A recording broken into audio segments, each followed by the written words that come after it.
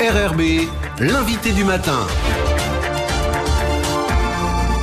Bonjour Gilles Ménage. Bonjour Nicolas Legrand. Et ce matin, vous recevez le président de la CAFAT.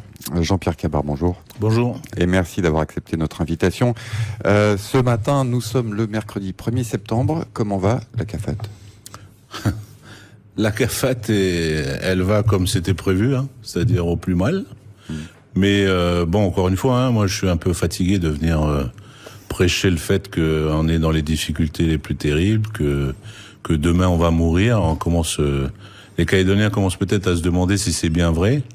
Je peux leur garantir que c'est vrai, voilà. Et que si on continue à jouer comme ça, les échéances se raccourcissent fortement. Alors, on va revenir ensemble sur ce qui s'est passé au Congrès en tout début de semaine, avec notamment une augmentation des prix du tabac qui a été retoquée par une majorité d'élus, une augmentation en revanche de la contribution calédonienne de solidarité qui a été votée.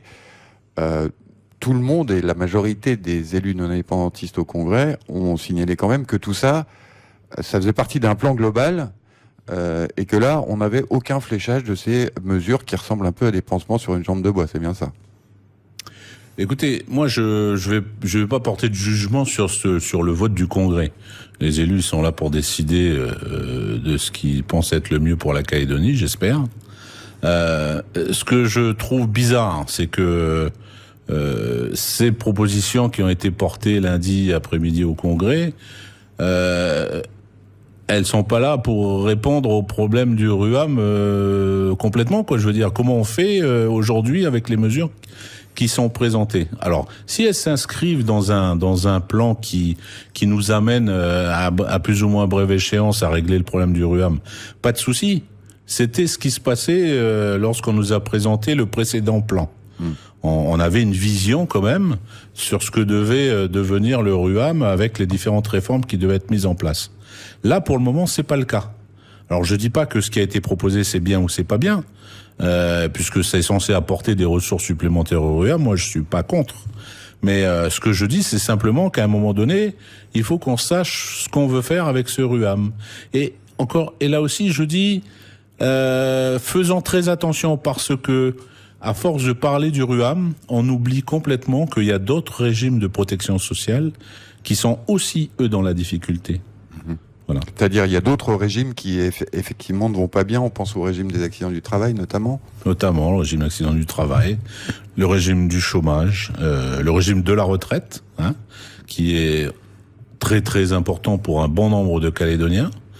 Et on sait tous que ce régime, à brève échéance, va avoir besoin de ressources supplémentaires. Les partenaires sociaux ont fait tout ce qu'il fallait pour réfléchir à ces dispositions. On les a écrites, proposées, mises sur la table du gouvernement. Il est temps maintenant de voter ces réformes-là et de les mettre en place le plus tôt possible.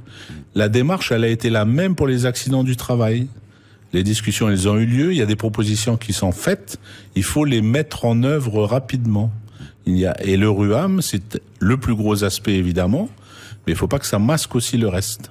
Alors, l'augmentation de la CCS, on va revenir un instant là-dessus, qui a été donc votée au Congrès lundi. Elle avait un objectif précis qui s'inscrivait dans le plan qu'avait présenté et préparé le précédent gouvernement, celui de Thierry Santa. En tout cas, moi, c'est comme ça que je l'ai compris. C'est comme ça que ça nous a été présenté. Cette augmentation de CCS de 0,6%, 0,6 points, elle correspondait à la nécessité de remboursement du prêt qui devait être fait pour apurer la dette du RUAM et faire en sorte qu'on remette les comptes à zéro. Voilà. Sauf qu'il n'y a pas de prêt. Sauf qu'aujourd'hui, je vois pas de prêt. Voilà. Donc, pourquoi augmenter de 0,6? Pourquoi pas de 0,8? Pourquoi pas d'autres choses? J'ai pas d'explication là-dessus. Tout ce que je sais, c'est que le 0,6, il correspondait au remboursement du prêt de 15 milliards. Voilà. Et donc, il faut faire quoi, selon vous ? Parce qu'il y a, on le sait, un déficit structurel important, il y a des arriérés importants. Qu'est-ce qu'il faut faire ? Il faut simplement mettre en œuvre les plans qui ont été négociés, qui ont été concertés avec tous les partenaires ? Ce plan, en tout cas ce prêt, il avait le mérite d'injecter une somme importante d'argent dans le système de protection sociale.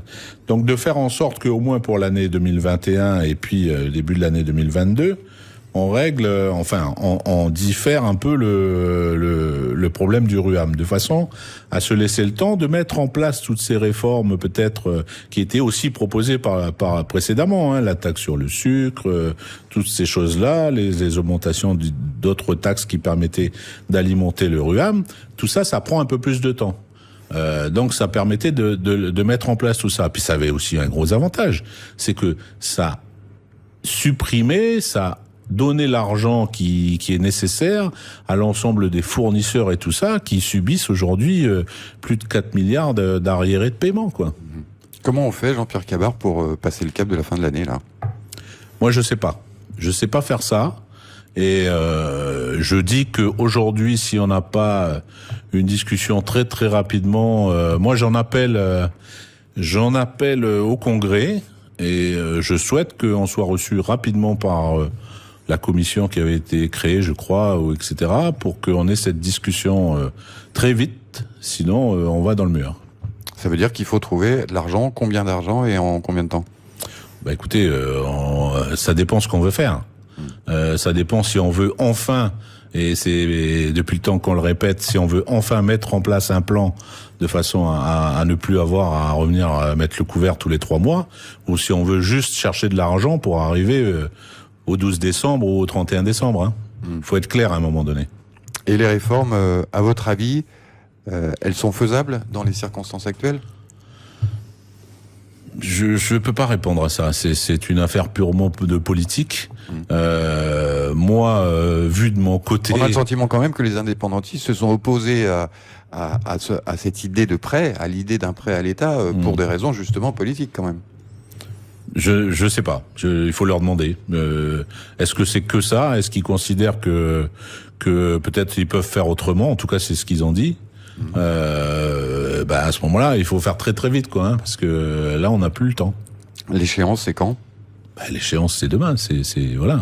C'est le 15 septembre, c'est ça? Voilà. Il y a plus l'argent dans 3 semaines, quoi, 15 jours, quoi. Ça veut dire que les premiers à en pâtir, c'est l'hôpital? Les premiers, ça sera l'hôpital, évidemment. Ouais. Enfin, évidemment, je veux dire, ça, c'est pas évidemment, c'est que il y a pas d'autre choix. Jean-Pierre Cabard, président de la CAFAT, merci d'avoir accepté notre invitation ce matin. Écoutez, merci.